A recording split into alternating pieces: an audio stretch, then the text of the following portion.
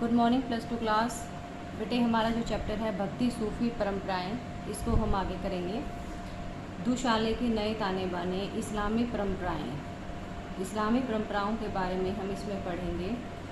शासकों और शासितों के धार्मिक विश्वास। शासक जो वहाँ पर शासन करते थे और शासित जिनके ऊपर शासन किया जाता था। तो इन संपर्कों को समझने की एक धुरी यह है कि विशिष्ट शासक वर्ग के धर्म पर दृष्टि डालें। 711 ईस्वी में मोहम्मद बिन कासिम नाम के एक अरब सेनापति ने सिंध को विजित कर लिया, यानी सिंध को उसने जीत लिया मोहम्मद बिन कासिम ने, और वो अरब का सेनापति था और उसे खलीफा के क्षेत्र में शामिल कर लिया गया। बाद में तुर्क और अफगानों ने दिल्ली सल्तनत की नींव रखी। समय के साथ दक्कन और अन्य भागों में भी सल्तनत की सीमा का प्रसार हुआ। बहुत से क्षेत्रों में इस्लाम शासकों का स्वीकृत धर्म था। यह स्थिति 16वीं सदी में मुग़ल सल्तनत की स्थापना के साथ भी बरकरार रही कि जैसे वहाँ पे बहुत सारे क्षेत्रों में जो था इस्लाम शासकों का स्वीकृत धर्म था, और जो ये स्थिति थी मुग़ल सल्तनत की स्थापना के साथ मुग़ल सल्तनत जो थी उसके साथ भी वो एज इट इज़ कायम रही। 18वीं शताब्दी में जो क्षेत्रीय राज्य उभर कर आए उनमें से कई राज्यों के शासक भी इस्लाम धर्म को मानने वाले थे, यानी कि जो क्षेत्रीय राज्य उभर कर आए थे उनमें से कई राज्यों के शासक जो थे वो भी इस्लाम धर्म को ही मानते थे, यानी कि इस्लाम धर्म ही बहुत ज़्यादा उस टाइम पे फेमस था। सैद्धांतिक रूप से मुसलमान शासकों को उलमा के मार्गदर्शन पर चलना होता था। उलमा से यह अपेक्षा की जाती थी, उलमा के बारे में हमने पीछे वाले चैप्टर में पढ़ा था, जो इससे लास्ट चैप्टर था, कि वे शासन में शरिया का अमल सुनिश्चित करवाएंगे। किंतु उपमहाद्वीप में स्थिति जटिल थी क्योंकि बढ़ती हुई जनसंख्या इस्लाम धर्म को मानने वाली नहीं थी। अब सभी लोग इस्लाम धर्म को नहीं मानते थे। इस संदर्भ में जिम्मी इसकी व्युत्पत्ति अरबी शब्द जिमा से हुई है, अर्थात संरक्षित श्रेणी का प्रादुर्भाव हुआ।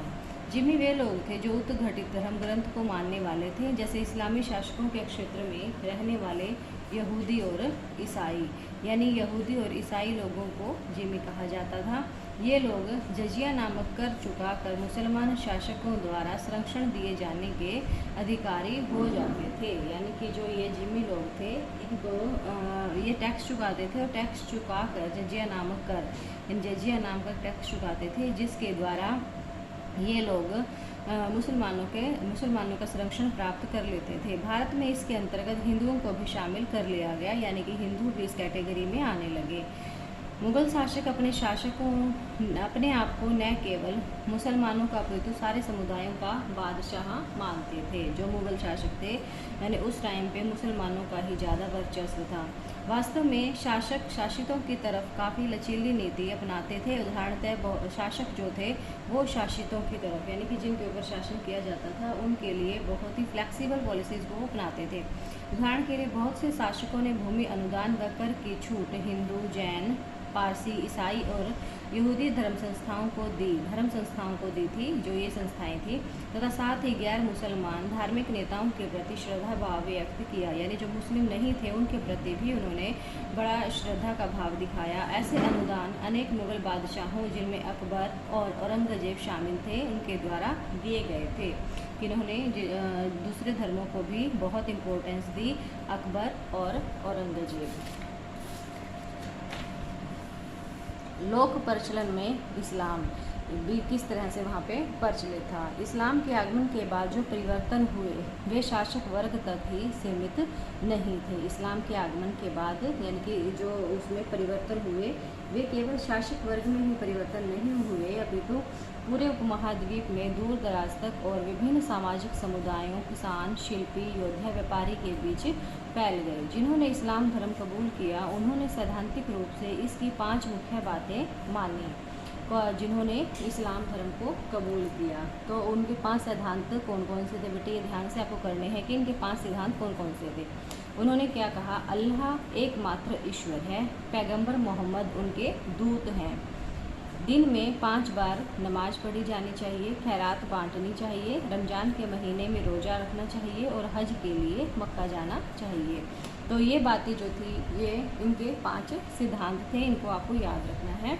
कि अल्लाह एकमात्र ईश्वर है, पैगंबर मोहम्मद उनके दूत हैं, शाहद हैं, और दिन में 5 बार नमाज पढ़ी जानी चाहिए, खैरात बांटनी चाहिए जिसको ज़कात कहते हैं, रमज़ान के महीने में रोज़ा रखना चाहिए और हज के लिए मक्का जाना चाहिए। किंतु इन सार्वभौमिक तत्वों में अक्सर सांप्रदायिक वजहों से, सांप्रदायिक का मतलब कि जैसे मुसलमानों में भी 2 समुदाय हैं, शिया मुसलमान और सुन्नी मुसलमान, उनकी वजहों से तथा स्थानीय लोकाचारों के प्रभाव की वजह से भी धर्मांतरित लोगों के व्यवहारों में भिन्नता देखने में आती थी, यानी कि वो लोग भी अलग अलग प्रकार के थे। उदाहरण के लिए खोजा इस्माइली समुदायों के लोगों ने कुरान के विचारों की अभिव्यक्ति के लिए देशी साहित्यिक विद्या का सहारा लिया। यानी जो इस्माइली समुदाय के लोग थे उन्होंने क्या की, जो जिनको शिया मुसलमान कहा जाता था, कुरान के विचारों की अभिव्यक्ति के लिए देशी साहित्यिक विद्या का सहारा लिया। जीनन, ये संस्कृत शब्द ज्ञान से लिया गया, जीनन जिसको कहा जाता था। नाम से भक्ति गीत जो राग में निबद्ध थे, पंजाबी, मुल्तानी, सिंधी, कच्ची हिंदी और गुजराती में दैनिक प्रार्थना के दौरान गाए जाते थे। इसके अलावा अरब मुसलमान व्यापारी जो मालाबार तट के किनारे बसे, उन्होंने न केवल स्थानीय मलयालम भाषा को अपनाया बल्कि स्थानीय आचारों जैसे मातृकुलीयता और मातृगृहता को भी अपनाया। एक सार्वभौमिक धर्म के स्थानीय आचारों के संग जटिल मिश्रण का सर्वोत्तम उदाहरण संभवतः मस्जिदों की स्थापत्य कला में दृष्टिगोचर होता है। मस्जिदों के कुछ स्थापत्य संबंधी तत्व सार्वभौमिक थे, जैसे इमारत का मक्का की तरफ अनुस्थापन जो मेहराब और मिनबार की स्थापना से लक्षित होता था, यानी कि जो इमारतें बनाई जाती थी उनका मक्का की तरफ मुँह किया जाता था, जो मेहराब, प्रार्थना का आला और मीनबार रियाज पीठ की स्थापना से लक्षित होता था। बहुत से तत्व ऐसे थे जिनमें भिन्नता देखने में आती थी, यानी कुछ अलग अलग थे, जैसे छत और निर्माण का सामान, यानी कि इनकी छतें जो थी और उनमें जो मटेरियल यूज़ किया जाता था वो सब अलग अलग था। समुदायों के नाम, हम अधिकतर हिंदू और मुसलमान जैसे शब्दों को धार्मिक समुदायों का द्योतक निश्चित द्योतक मान लेते हैं। द्योतक का मतलब इनका संकेतक मान लेते हैं कि हिंदू और मुसलमान 2 ही धर्म हैं, किंतु सच तो यह है कि इन शब्दों का बहुत समय तक कोई प्रचलन नहीं था, पहले कोई प्रचलन नहीं था। जिन इतिहासकारों ने 8वीं से 14वीं शताब्दी के मध्य संस्कृत ग्रंथों और अभिलेखों का अध्ययन किया है, वे इस तथ्य को उजागर करते हैं कि इनमें मुसलमान शब्द का शायद ही कहीं प्रयोग हुआ हो, यानी इन ग्रंथों में किसी प्रकार से मुसलमान शब्द का प्रयोग नहीं हुआ। इसके विपरीत लोगों का वर्गीकरण उनके जन्म स्थान के आधार पर किया जाता था कि उनका जन्म कहाँ पर हुआ। इसी तरह तुर्की मुसलमानों को तुरुष्क कहा गया, तुर्की मुसलमानों को तुरुष्क, तजाकिस्तान से आए लोगों को ताजिक और फारस के लोगों को पारसिक नाम से संबोधित किया गया। बेटे ध्यान से आपको याद करना है कि कौन से देश के लोगों को क्या क्या कहा जाता था। यदा कदा अन्य लोगों को दिए गए नामों को नए प्रवासियों के साथ भी जोड़ा गया। उदाहरण के लिए तुर्क और अफगानों को शक और यवन भी कहा गया। यवन ग्रीक लोगों के लिए प्रयोग किया जाता है कि यवन। इन प्रवासी समुदायों के लिए एक अधिक सामान्य शब्द मलेच्छ था। इन प्रवासी समुदायों के लिए यानी कि सामान्य तौर पर इनको मलेच्छ कहा जाता था, अगर इनको कॉमनली तौर पर नॉर्मली देखा जाए तो, जो इस बात को संकेत करता है कि वह वर्ण नियमों का पालन नहीं करते थे और ऐसी भाषाएं बोलते थे जो संस्कृत से नहीं उपजी थी, यानी कि उनकी भाषाएं बहुत ही अलग होती थी जिनका संस्कृत से कोई लेना देना नहीं था। हालांकि ऐसे शब्दों में हीन भावना निहित थी, हीन भावना थी, किंतु उन्हें एक ऐसे विशिष्ट मुसलमान धार्मिक समुदाय के लिए शायद ही प्रयुक्त किया जाता था जो हिंदू समुदाय के विपक्ष में हो।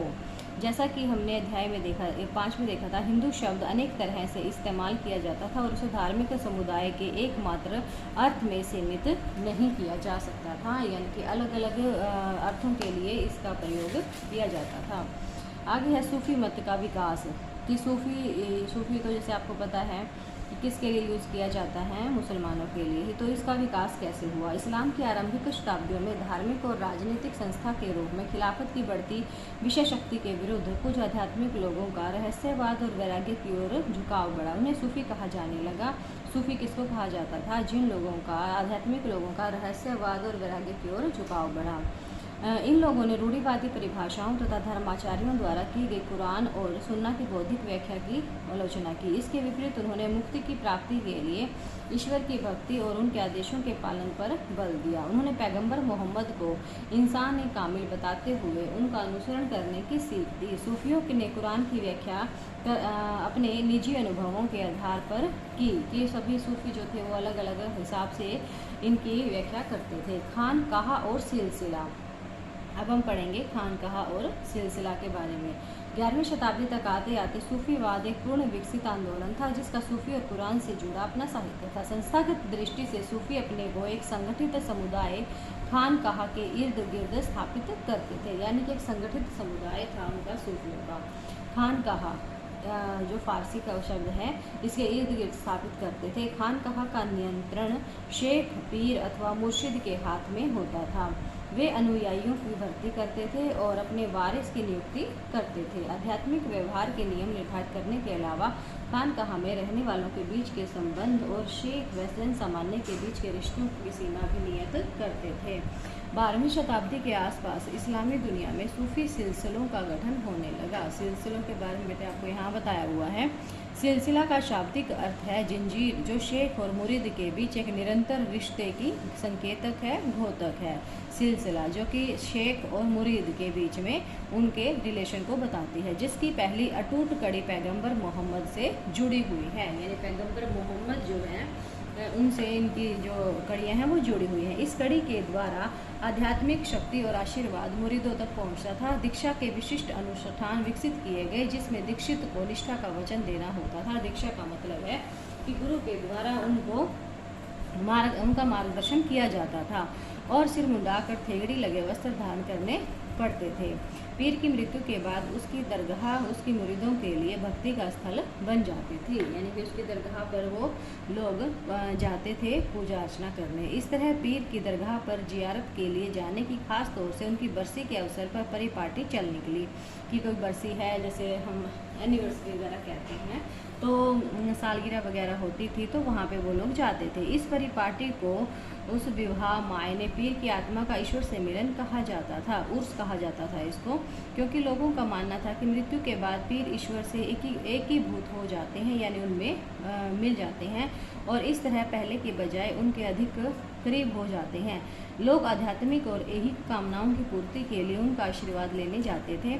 इस तरह शेख का वली के रूप में आदर करने की परिपाटी शुरू हुई, यानी कि उनका मान सम्मान इस तरह से किया जाता था कि उनकी मृत्यु के बाद भी जो उनके मुर्शिद होते थे वो वहाँ पर पूजा अर्चना के लिए जाते थे। खानकाहा के बाहर कुछ रहस्यवादियों ने सूफी सिद्धांतों की मौलिक व्याख्या के आधार पर नवीन आंदोलनों की नींव रखी। खानकाहा का तिरस्कार करके यह रहस्यवादी फ़कीर की ज़िंदगी बिताते थे, यानी ये लोग ये खानकाहा में नहीं जाते थे और इनको कोई सम्मान नहीं देते थे और इन लोगों को फ़कीर कहा जाता था। निर्धनता और ब्रह्मचार्य को उन्होंने गौरव प्रदान किया। इन्हें विभिन्न नामों से जाना जाता था, कलंदर, मदारी, मलंग, हैदरी इत्यादि। शरिया की अवहेलना करने के कारण उन्हें बेशरिया कहा जाता था, यानी शरिया को जो इम्पोर्टेंस नहीं देते थे उन्हें बेशरिया कहा जाता था। इस तरह उन्हें शरिया का पालन करने वाले सूफियों से अलग करके देखा जाता था और शरिया का जो पालन करते थे उन्हें बाशरिया और जो उसकी अवहेलना करते थे उन्हें बेशरिया कहा जाता था। तो बेटे आपको यहाँ तक करना है ये चैप्टर, इसके बाद हम आगे नेक्स्ट वीडियो में करेंगे। Thank you.